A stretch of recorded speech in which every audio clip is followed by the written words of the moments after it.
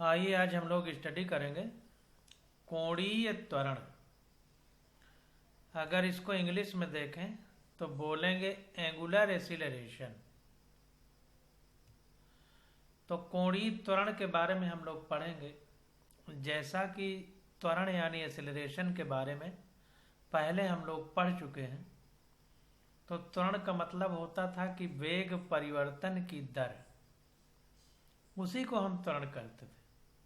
तो यहाँ पर कोणीय त्वरण कह रहा है तो कोणीय वेग के परिवर्तन की दर कोणीय त्वरण हो जाएगा। बस इतना ही अंतर है और कोई अंतर नहीं। तो देखिए कह रहा है, आपने ध्यान दिया होगा कि हम घूर्णी गति संबंधी अध्ययन को भी उसी तरह आगे बढ़ा रहे हैं जिस तरह हमने अपने स्थानांतरण गति संबंधी अध्ययन को आगे बढ़ाया था।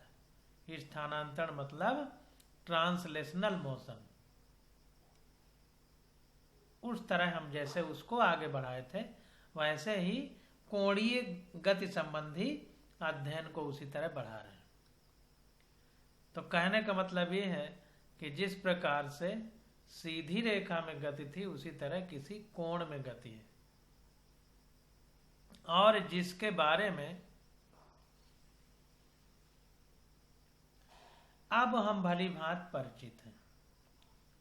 तो स्थानांतरण गति की गतिज चर राशियों यथा रेखीय विस्थापन डेल्टा और रेखीय वेग v के सदृश ही घूर्णन गति में कोणीय विस्थापन थीटा एवं कोणीय वेग ओमेगा की अवधारणाएं हैं। तो कहने का मतलब यह है कि स्थानांतरण गति जो सीधी रेखा में गति होती है तो उसमें जिस प्रकार से रेखीय विस्थापन यानी लीनियर डिस्प्लेसमेंट डेल्टा और रेखीय वेग यानी लीनियर वेलोसिटी v थी, उसी तरीके से सेम उसी प्रकार से यहाँ पर रेखीय विस्थापन की जगह कोणीय विस्थापन हो जाएगा यानी एंगुलर डिस्प्लेसमेंट, और रेखीय वेग की जगह कोणीय वेग हो जाएगा यानी एंगुलर वेलोसिटी ओमेगा। तो बस इतना ही परिवर्तन होगा, बाकी किसी भी प्रकार का परिवर्तन नहीं है। तो इसको अंडरलाइन कर लीजिए।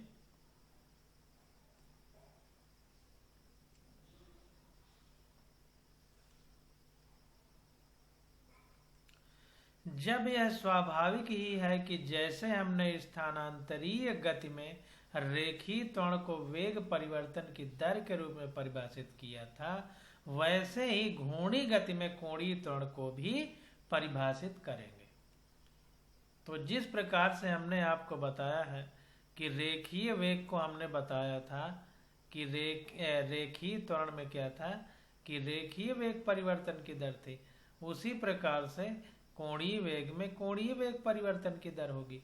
अतः कोणीय त्वरण अल्फा की परिभाषा समय के सापेक्ष कोणीय वेग परिवर्तन की दर के रूप में कर सकते हैं। यानी कोणीय वेग अल्फा, कोणीय त्वरण alpha equal to delta omega upon delta T, यानी कोणीय वेग परिवर्तन की दर ही कोणीय त्वरण है। तो कोणीय त्वरण अल्फा इक्वल टू कोणीय वेग डी ओमेगा अपान कोणीय वेग परिवर्तन की दर डी ओमेगा अपान कोणीय वेग परिवर्तन में समय अंतराल डेल्टा टी। तो इस प्रकार से रेखीय और कोणीय में सिर्फ कोणीय शब्द लग गया है, बाकी सब चीजें वही हैं। यदि घूर्णन अक्ष स्थिर है तो ओमेगा की दिशा और इसलिए अल्फा की दिशा भी स्थिर होगी। तो ध्यान देना है, कह रहा है कि यदि घूर्णन अक्ष स्थिर है, जैसे साइकिल का पहिया घूम रहा है तो जो धुरा है उसका उसी पे मतलब फिक्स है, तो वही कह रहा है कि यदि घूर्णन अक्ष स्थिर है तो कोणीय वेग की दिशा और इसीलिए कोणीय त्वरण अल्फा की दिशा भी स्थिर होगी। तो ये चीज ध्यान देना है कि अगर घूमने वाली एक्सिस यानी रोटेशनल एक्सिस अगर फिक्स है तो फिर हमारा अल्फा और ओमेगा भी कांस्टेंट रहेगा। इस स्थिति में हम सदिश समीकरण अदिश समीकरण में बदल जाती है और हम लिख सकते हैं। तो इस प्रकार से कह रहा है कि तब सदिश समीकरण अदिश समीकरण में बदल जाती है और हम इस प्रकार लिख सकते हैं। तो ध्यान दीजिए कि जब स्थिर हो जाएंगे तो दिशा में परिवर्तन नहीं होगा। तो जब दिशा में परिवर्तन नहीं होगा तो सदिश का मतलब दिशा सहित और अदिश का मतलब दिशा से अलग। तो इसको हम alpha equal to D omega upon D T, देखिए ये मोटे अक्षर में लिखा है अल्फा और ओमेगा, इसका मतलब ये सदिश है। और यहाँ पर सिर्फ परिमाण है alpha equal to D omega upon D T. ये कब है? जब घूर्णन अक्ष स्थिर है तो ओमेगा की दिशा यानी कोणीय वेग की दिशा, और कोणीय वेग की दिशा जब स्थिर हो जाएगी तो कोणीय त्वरण की दिशा भी स्थिर होगी। तभी समय हम सदिश कहें या अदिश एक ही बात होगी। तो वही कह रहा है कि सदिश समीकरण अदिश समीकरण में बदल जाती है और हम लिख सकते हैं alpha equal to D omega upon D T.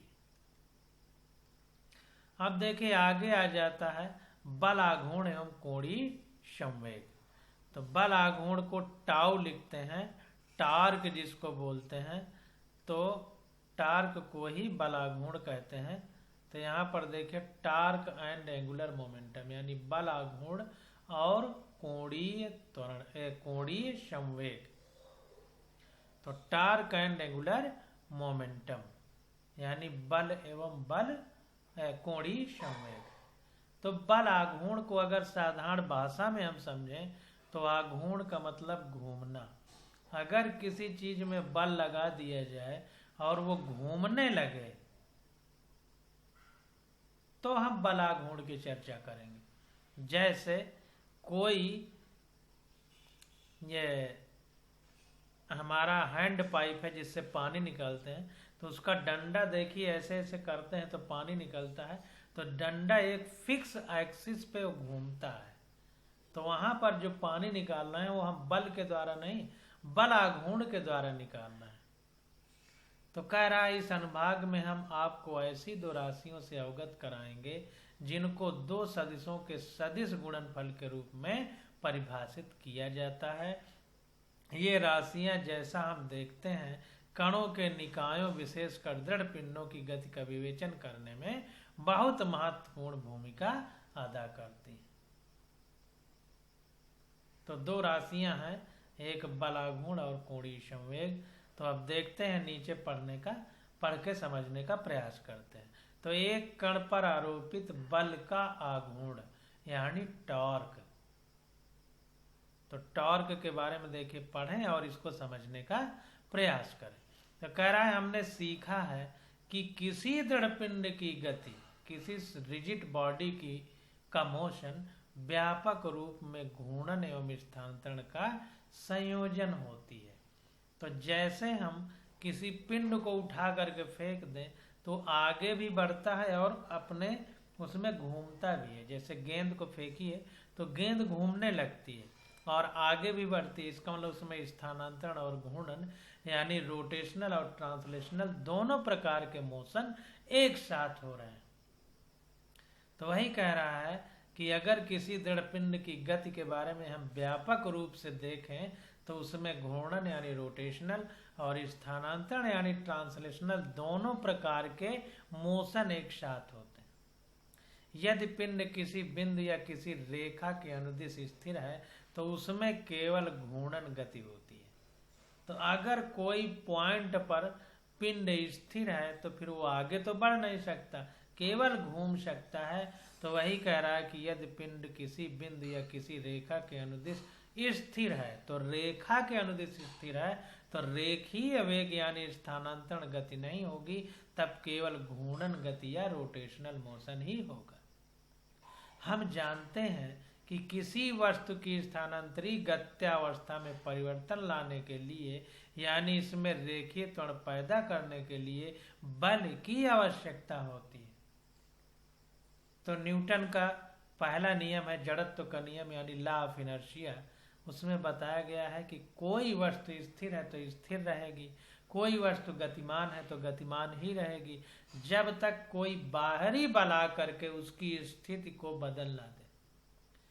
तो जाहिर सी बात है कि किसी वस्तु की स्थानांतरित गत्यावस्था में परिवर्तन लाने के लिए यानी उसमें रेखीय त्वरण पैदा करने के लिए बल की आवश्यकता होती है। बल बराबर द्रव्यमान गुणित त्वरण, यानी किसी चीज में त्वरण उत्पन्न करना है तो बल की आवश्यकता होगी।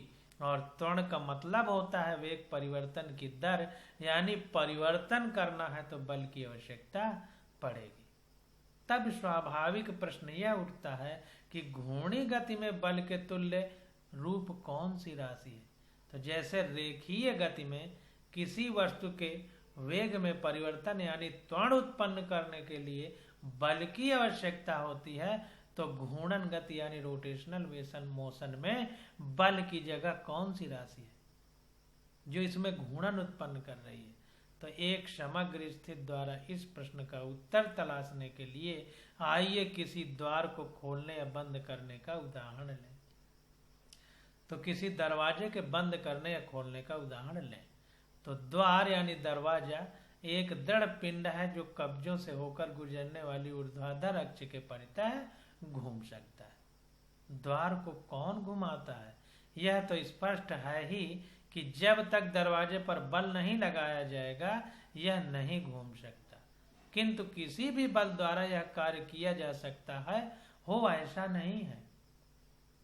तो ध्यान दीजिए, दरवाजा में बल लगाया जा रहा है तो दरवाजा घूमने लगता है, लेकिन हर एक बल द्वारा ऐसा नहीं हो सकता।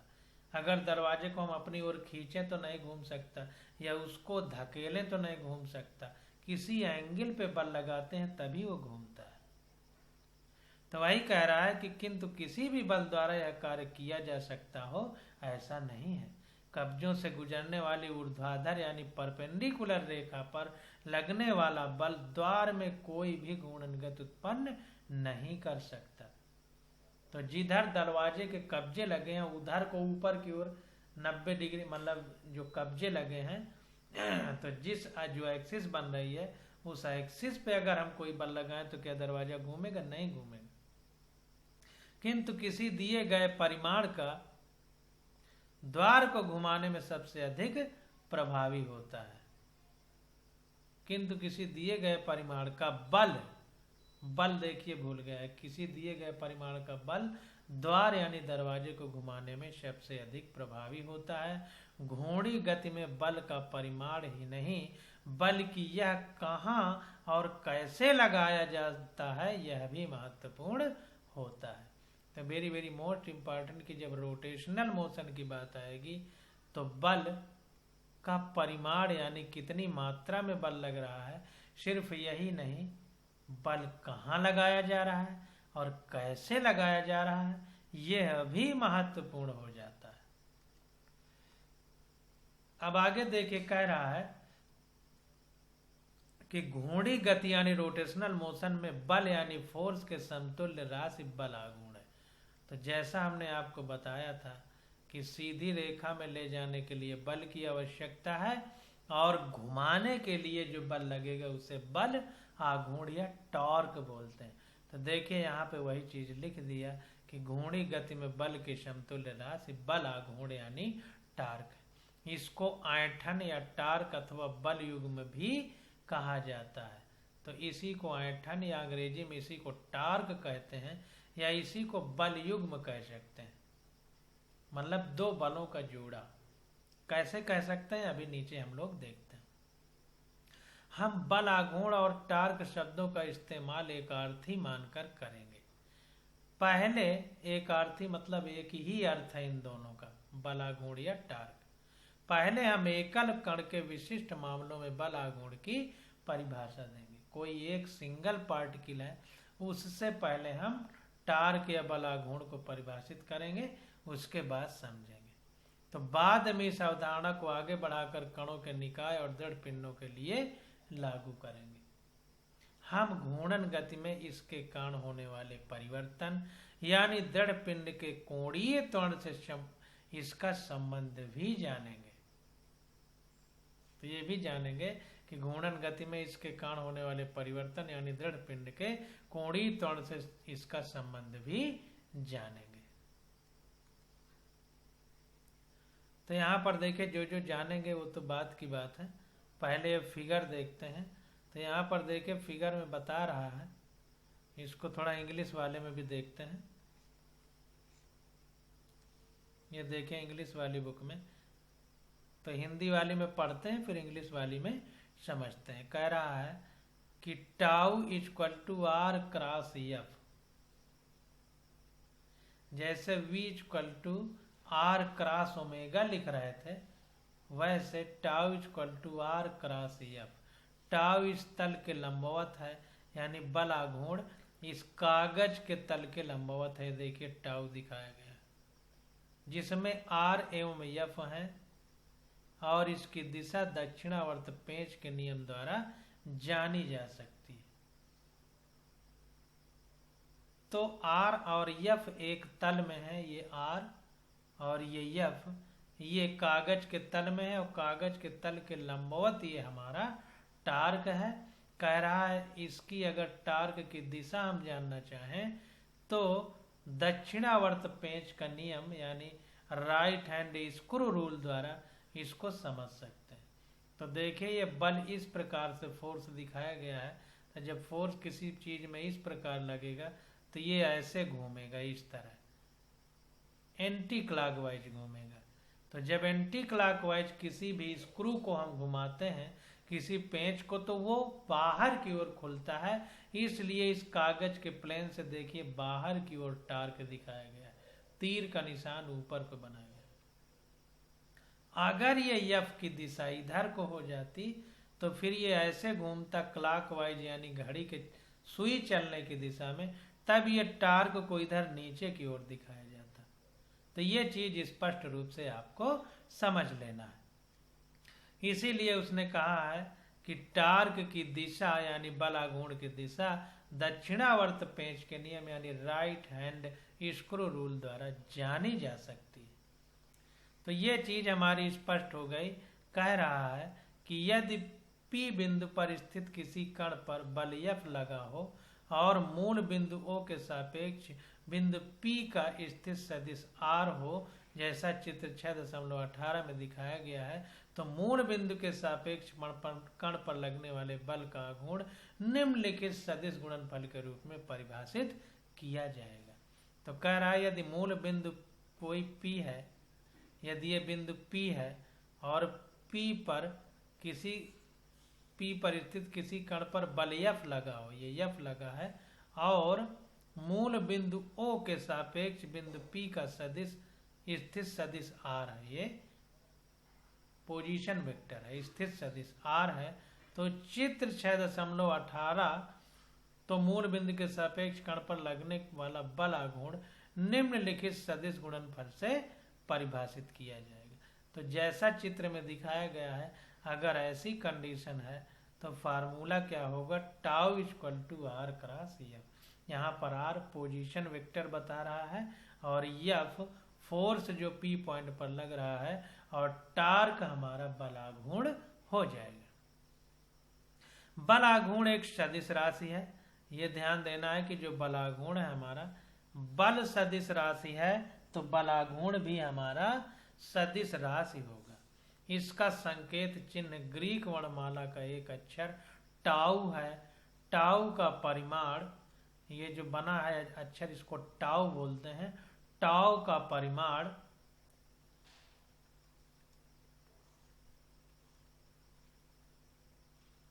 Tau equal to R F sine theta होगा। तो टाउ का परिमाण चूंकि सदिश राशि है तो सदिश राशि में tau equal to R F sine theta होता है। अगर tau equal to R dot F होता तो tau equal to R F cos theta होता। सदिश गुणनफल में साइन थीटा आता है, अदिश गुणनफल में कास थीटा आता है। ये पीछे वाले चैप्टर में हम लोग बखूबी अच्छे से पढ़ चुके हैं। अब आगे कह रहा है कि यहाँ जहाँ आर स्थित सदिश कैपिटल आर का परिमाण यानी ओपी की लंबाई है, यानी ये जो O से P तक की लंबाई है, ये पोजीशन वेक्टर या स्थित सदिश है, तो उसका परिमाण है स्मॉल आर। देखिए आर पतले में लिखा है, मोटा वाला पोजीशन वेक्टर या स्थिर सदिश है। यफ बल यफ का परिमाण, पतले में लिख दे तो परिमाण है, और कैपिटल में लिखे तो सदिश है यानी दिशा सहित है। तथा थीटा आर एवं एफ के बीच का लघु कोण है, जैसा चित्र में दिखाया गया है। तो ये सब चीज को समझ लीजिए कि कौन क्या है। तो आर और एफ के बीच में यानी पोजीशन वेक्टर और लगाए गए फोर्स के बीच जो एंगल है वो हमारा थीटा है। इस बात को ध्यान देना। अब आगे देखिए कह रहा है कि बल आघूर्ण का विमीय सूत्र mL²T-2 है। इसको आप लोग निकाल सकते हैं। इसकी विमाएं वही हैं जो कार्य और ऊर्जा की हैं। तो ये देखे डायरेक्ट आपसे पूछ लेता है नीट में, तो इसको ध्यान दीजिए कि बल आघूर्ण की विमा कार्य बराबर बल गुणे विस्थापन होता है, और इसमें भी बल गुणे ये आर है। तो इसलिए बल आघूर्ण और ऊर्जा और कार्य सबकी विमाएं एक ही होती हैं, क्योंकि कार्य बराबर बल गुणे विस्थापन, यहाँ भी बल गुणे आर यानी एक तरह से विस्थापन है, और कार्य ही ऊर्जा के द्वारा ही कार्य होता है। तो ऊर्जा और कार्य एक ही बात है। तो बल आघूर्ण ऊर्जा और कार्य इन सब की विमा यानी डायमेंशन एक ही है, और वो क्या है mL²T-2। यद्यपि यह कार्य से बिल्कुल अलग भौतिक राशि है, बल आघूर्ण एक सदिश राशि है जबकि कार्य एक अदिश राशि। तो देखिए कार्य अदिश है लेकिन विमाएं सबकी बराबर है। बल आघूर्ण का विमीय सूत्र ना कि विमाएं, विमा भी बराबर है जब विमीय सूत्र एक है। बल आघूर्ण का SI मात्रक न्यूटन मीटर है। तो बल आघूर्ण जो है हमारा उसका SI मात्रक फोर्स का न्यूटन, आर का मीटर, तो न्यूटन मीटर है। चित्र से स्पष्ट है कि बल आघूर्ण के परिमाण को हम लिख सकते हैं। तो tau equal to R sine theta F equal to R perpendicular to F. तो टाउ में क्या होगा कि आर और एफ एक दूसरे से 90 डिग्री पे है, और टाउ इन दोनों के 90 डिग्री पर है। ध्यान दीजिए एक्स और वाई एक्सिस में अगर आर और एफ है तो जेड एक्सिस में टाउ है। इस तरीके से कहानी होती है, तो इसको समझना है। अब देखिए आगे क्या कह रहा है, नीचे tau equal to R F sine theta equal to R F perpendicular. तो ये कहें कि आर एफ के 90 डिग्री पे है, या यूं कहें कि एफ आर के 90 डिग्री पे है, एक ही बात है। यहाँ आर परपेंडिकुलर बराबर आर साइन थीटा बल की क्रिया रेखा की मूल बिंदु से लंबवत दूरी है, और एफ परपेंडिकुलर बराबर एफ साइन थीटा आर के लंबवत दिशा में एफ का कंपोनेंट या अवयव है। तो ध्यान देना है, ये बहुत इंपॉर्टेंट है कि परपेंडिकुलर लेना है सबको। ध्यान दीजिए हर जगह हम परपेंडिकुलर करेंगे, अगर परपेंडिकुलर नहीं करेंगे तो क्वेश्चन गड़बड़ हो जाएगा, 90 डिग्री वाला ही रहेगा। क्योंकि जब हम घुमाते हैं किसी दरवाजे को तो 90 डिग्री एंगल पे बल आघूर्ण लगाते हैं, बल नहीं। ध्यान दीजिए कह रहा है ध्यान दें कि जब r बराबर 0 या f बराबर 0 या थीटा बराबर 0 अथवा 180 डिग्री, तब टाउ बराबर 0 होगा। क्यों? क्योंकि 180 डिग्री पे अगर हम बल लगाएंगे तो वो दरवाजे से हमारी तरफ आ जाएगा बाहर की ओर, अगर 0 डिग्री पे लगाएंगे तो दरवाजे में अंदर की तरफ जाएगा, तब दरवाजा नहीं घूमेगा। इसीलिए अगर r बराबर 0 है, f बराबर 0 है या थीटा बराबर 0 है या 180 डिग्री है, तब टाउ यानी बल आघूर्ण 0 होगा, घूमेगा ही नहीं दरवाजा। आता है यदि यहाँ साइन थीटा पे वैल्यू रखेंगे इन सब की, तब भी 0 आएगा। आता है यदि बल का परिमाण शून्य हो, या बल मूल बिंदु पर प्रभावी हो, या बल की क्रिया रेखा मूल बिंदु से गुजरती हो, तो बल आघूर्ण शून्य हो जाता है। कितनी महत्वपूर्ण बात है कि यदि बल का परिमाण 0 हो या बराबर 0, या बल मूल बिंदु पर लगे यानी r बराबर 0 हो, मूल बिंदु से दूरी ना हो, या बल की क्रिया रेखा मूल बिंदु से गुजरती हो, बल्कि क्रिया रेखा मूल बिंदु से गुजरती हो।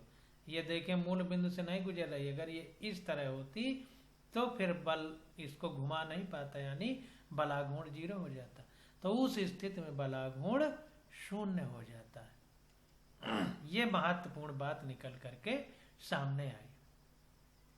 अब देखिए आगे क्या कह रहा है। कह रहा है आपका ध्यान इस बात की ओर जाना चाहिए कि R क्रॉस F सदिश गुणनफल होने के कारण दो सदिशों के सदिश गुणनफल के सभी गुण इस पर भी लागू होते हैं। तो जैसा ऊपर हमने पढ़ा था कि R F के 90 डिग्री पे है और जो परिमाण टाउ आएगा ये इन दोनों के 90 डिग्री पे होगा। तो जैसे पीछे था वैसे यहाँ भी वही नियम लागू होंगे, ये कहने का मतलब।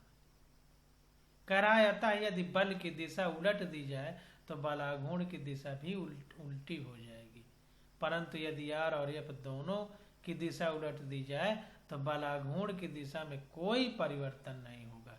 तो ये बहुत इंपॉर्टेंट है, इसको ध्यान दीजिए।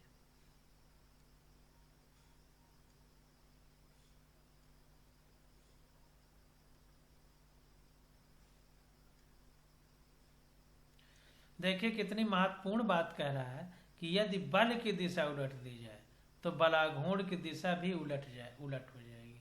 क्यों? क्योंकि बल उल्टा लगाएंगे तो उल्टा ही तो घूमेगा दरवाजा, जिधर को बल लगाएंगे उधर ही घूमेगा।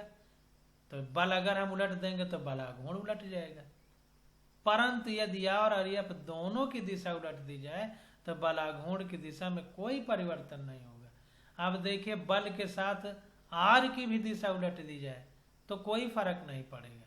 क्यों?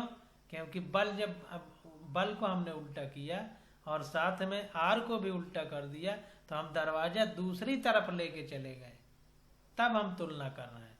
इसको इस तरह समझिए कि मान लीजिए ये कोई वृत्त है और वृत्त में एक बार सुई यहाँ पर है और एक बार सुई यहाँ पर है। अब ये ऐसे तो चल रहा है, लेकिन एक बार सुई यहाँ पर है, एक बार सुई यहाँ पर है, तो दिशाएं दोनों की उल्टा हैं। तो जब हम यहाँ पर बल लगाएंगे, मान लीजिए इस पॉइंट से इधर को ले जाना है, तो बल की दिशा ये होगी F, और इधर को ही चलेगा तो R की भी दिशा यही हो जाएगी। और जब यहाँ पर पहुंचेंगे तो बल की दिशा ये होगी F और R की भी दिशा ये बदल जाएगी। तो यहाँ भी F और R की दिशा इधर को है, यहाँ F और R की दिशा इधर को है, लेकिन दरवाजा इधर ही घूम रहा है, क्लॉकवाइज यानी घड़ी के चलने की दिशा में ही घूम रहा है। तो जब दोनों बदल देंगे तो बलाघूर्ण फिर परिवर्तित नहीं होगा, क्योंकि देखिए बदल दिया तो वैसे ही तो घूम रहा है। यहाँ F इधर को है, यहाँ इधर को है, यहाँ पर R इधर को है, यहाँ पर R इधर को है, इधर दिशा इधर है, इधर में दिशा इधर है। तो दोनों बदलने पे कोई फर्क नहीं पड़ेगा, ये कहने का मतलब है। अब देखिए आगे आ जाता है किसी कण का कोणीय संवेग। तो इसकी स्टडी हम लोग अगले लेक्चर में करेंगे। आज बस यहीं तक।